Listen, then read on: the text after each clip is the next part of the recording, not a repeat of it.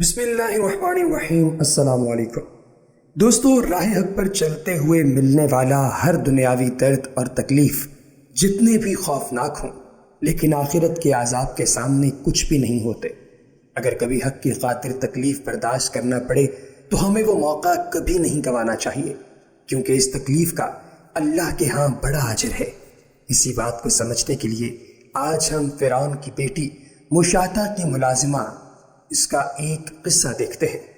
دوستو، حضرت عبداللہ بن عباس رضی اللہ تعالی عنہ سے مروی ہے کہ نبی پاک صلی اللہ علیہ وآلہ وسلم فرماتے ہیں کہ اسرا کی رات ایک مقام سے مجھے نہایت ہی اعلیٰ خوشبو کی مہک آنے لگی۔ میں نے کہا، اے جبریل، یہ کیسی خوشبو ہے؟ تو انہوں نے جواب دیا کہ یہ فرعون کی بیٹی کی کنگھی کرنے والی خادمہ اور اس کی اولاد کی ہے۔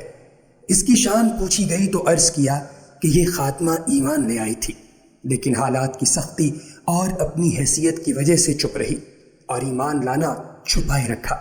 ایک دن فرعون کی بیٹی کو کنگھی کرتے ہوئے اس مومنہ خاتون کے ہاتھ سے اتفاقاً کنگھی گر پڑی تو اس کی زبان سے بے ساختہ بسم اللہ نکل گیا۔ فرعون کی بیٹی نے کہا، خدا تو میرا باپ ہے۔ اس خاتمہ نے جواب دیا کہ نہیں، میرا اور تیرے باپ کا پروردگار اللہ ہے۔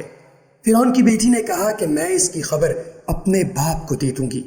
تو اس نے کہا، کوئی حرج نہیں، تم اپنے باپ کو بتا دو تاکہ وہ بھی جان لے کہ سب کا خدا ایک ہی ہے اور اس کا کوئی شریک نہیں۔ بس اس نے اپنے باپ کو ساری بات سنا دی۔ فرعون نے اس خادمہ کو بلوایا اور کہا، کیا تم میرے سوا کسی اور کو رب مانتی ہو؟ تو اس مشاطہ نے کہا، ہاں، میرا اور تیرا ہم سب کا پالنے والا اللہ ہے۔ فرعون نے اسی وقت حکم دیا کہ تانبے کی گائے کو آگ میں تپایا جائے اور تب تک تپایا جائے جب تک وہ بالکل آگ کی طرح نہ ہو جائے، اور پھر اسے اور اس کے بچوں کو ایک ایک کر کے اس آگ میں ڈال دیا جائے۔ اس مومنہ عورت مشاطہ نے فرعون سے کہا کہ تو اپنی مرضی ضرور پوری کر، لیکن میری ایک درخواست ہے۔ تو فرعون نے کہا، کیا ہے؟ مشاطہ نے کہا، میری اور میرے بچوں کی ہڈیاں ایک کپڑے میں جمع کر کے دفن کر دینا۔ فرعون نے کہا، اچھا، تیرے کچھ حقوق ہمارے ذمے ہیں، اس لیے یہ منظور ہے۔ بعد ازاں فرعون نے حکم دیا کہ ایک ایک کر کے اس کے بچوں کو آگ کی طرح تپتی ہوئی اس گائے کے اندر ڈال دیا جائے۔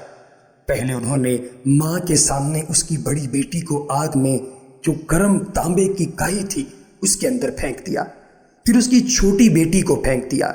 جب دودھ پیتے بچے کی باری آئی اور فرعون کے سپاہیوں نے اس بچے کو چھین لیا تو وہ باندھی گھبرائی، لیکن اللہ تعالیٰ نے دودھ پیتے بچے کو قوت گویائی عطا فرمائی اور اس نے اپنی ماں سے کہا، امی جان، افسوس نہ کرنا بلکہ مجھے آگ میں ڈال دیجیے، کیونکہ دنیا کا عذاب آخرت کے عذاب سے بہت ہلکا ہے۔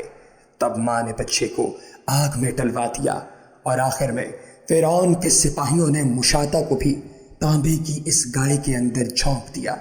ابن عباس رضی اللہ تعالیٰ عنہ فرماتے ہیں کہ 4 چھوٹے بچوں کو اللہ نے بات کرنے کی قوت بخشی۔ عیسیٰ علیہ السلام صاحب جریج، یوسف علیہ السلام کی گواہی دینے والا بچہ اور فرعون کی باندی مشاطہ کا بچہ۔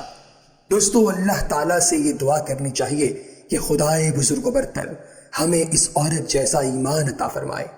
کیا آپ جانتے ہیں کہ کائنات میں آج تک فرعون جیسا اتنا قوی، شرری اور گھٹیا انسان پیدا نہیں ہوا؟ اس کے بارے میں کہا جاتا ہے کہ روایتوں میں تو یہ کہتے ہیں کہ فرعون بہت ہی زیادہ طاقتور تھا، بہت ہی زیادہ جلیل القدر تھا، لیکن حقیقت میں یہ ایک لنگڑا آدمی تھا جس کی ذات انتہا درجے کی گھٹیا اور لعنتی تھی۔ مصر کے اس قدیم فرعون کے بارے میں جس کا نام توت عنخ آمون تھا، اس کے بارے میں محققین نے نئے انکشافات کیے ہیں۔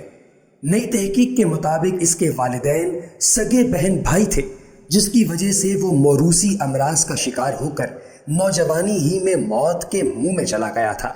عرب ٹی وی کے مطابق شاہ توت کی ممیوں اور اس سے متعلق دیگر دستاویزات کی کمپیوٹر تصاویر کو جوڑ کر اس کا پوسٹ مارٹم کیا گیا اور اس کی شخصیت کے نئے خط و خال وضع کرنے کی کوشش کی گئی ہے۔ ماہرین نے اس کے خاندان کا جینیاتی تجزیہ بھی کیا ہے، جس کے مطابق اس کی ماں کوئی اور عورت نہیں بلکہ اس کے والد کی سگی بہن تھی۔ اس تحقیق کے مطابق اس کے سامنے والے دانت اونچے تھے، سیرین بھاری تھی اور وہ ایک پاؤں سے لنگڑا تھا۔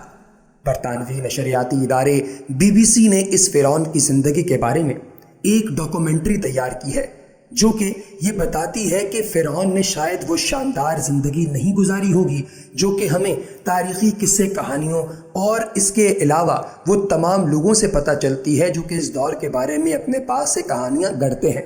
یہ بھی کہا جاتا ہے کہ شاہانہ تدفین اور دوسرے تاریخی ریکارڈ سے ثابت شدہ تمام چیزیں غلط ہیں۔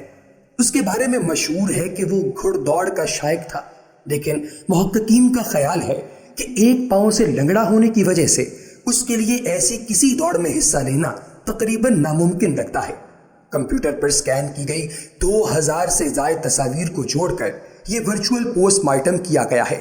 اس سے ظاہر ہوتا ہے کہ اس کے پاؤں مڑے ہوئے تھے۔ مصر کے ایک ریڈیولوجسٹ اشرف سلیم کے بقول وہ بہت زیادہ لنگڑا کر چلتا ہوگا۔ اسی طریقے سے اس کے مقبرے سے پیدل چلنے کے دوران ہاتھ میں پکڑی جانے والی 130 چھڑیاں بھی برآمد ہوئی ہیں، جو اس بات کا ثبوت ہے کہ وہ ان کے سہارے چلتا ہوگا۔ توت عنخ آمون کی موت سے متعلق ایک افسانہ نما کہانی یہ چلی آ رہی ہے کہ وہ گھوڑا گاڑی کے حادثے کے نتیجے میں ہلاک ہوا تھا، لیکن اس کے والدین کی غیر فطری شادی یہ ظاہر کرتی ہے کہ اس سے توت کی طبعی عمر پوری ہونے سے قبل ہی وفات ہوئی ہوگی، کیونکہ وہ موروثی بیماریوں کا شکار ہو گیا تھا۔ اس شبے کو اس بات سے بھی تقویت ملتی ہے کہ موت سے قبل اس کے جسم کی صرف ایک ہڈی ٹوٹنے کا پتہ چلتا ہے۔ اس کے علاوہ اس کے گھٹنے کی ہڈی بھی ٹوٹی ہوئی تھی۔ تاہم امپیریل کالج لندن میں سرجری کے ایک لیکچرار خوتان اشرفیان کا کہنا ہے کہ توت عنخ آمون کا خاندان مختلف امراض میں مبتلا تھا، جس کی وجہ سے ان کے ہارمونز کے درمیان عدم توازن پیدا ہو گیا تھا۔ پروفیسر اشرافیان کا کہنا ہے کہ اس کے خاندان کے آباء و اجداد میں بہت سے لوگوں نے بڑی لمبی عمریں پائی تھیں، اور صرف اس کی لڑی میں نوجوانی میں یا اپنے پیش روؤں کی اوسط عمروں کے مقابلے میں کم عمر میں مرنے کا پتہ چلتا ہے۔ اٹلی کے انسٹیٹیوٹ برائے ممیز اور آئس مین کے محقق البرٹ زنگ کے مطابق توت کے والد کا نام عنخ آمون تھا، اور اس کے والد کے اپنی سگی بہن سے جنسی تعلقات تھے یا ان کے درمیان شادی ہوئی تھی۔ واضح رہے کہ قدیم مصری معاشرے میں لوگ حرمت مصاہرت کے قائل نہیں تھے، اور وہ سگے بہن بھائی کے درمیان شادی کے صحت پر مرتب ہونے والے منفی اثرات سے بھی کسی طور آگاہ یا واقف نہیں تھے۔